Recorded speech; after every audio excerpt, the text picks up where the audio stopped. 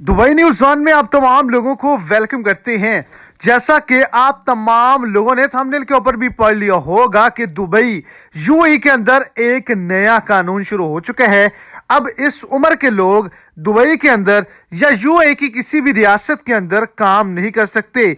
2 लाख गैर मुल्कियों को अचानक दुबई से काम से निकालने का हुक्मनामा जारी कर दिया गया है। इससे पहले पहले तमाम लोग अपनी तैयारी पकड़ लें, क्योंकि इनको काम से फारिग किया जा रहा है। तो कौन सी वजूहात हैं जिसकी बिना पर इतना बड़ा कदम उठाया गया है, इसी हवाले से आगे चल के मुकम्मल तर डिटेल्स आपको इसी शॉर्ट सी वीडियो के अंदर मिल जाएंगी।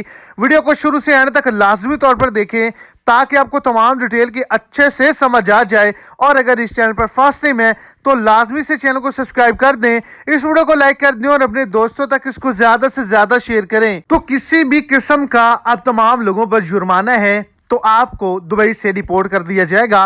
दूसरे नंबर पर अगर आप तमाम लोगों की उम्र 50 साल है या इससे ज्यादा है तो आपको अब दुबई से निकाल दिया जाएगा।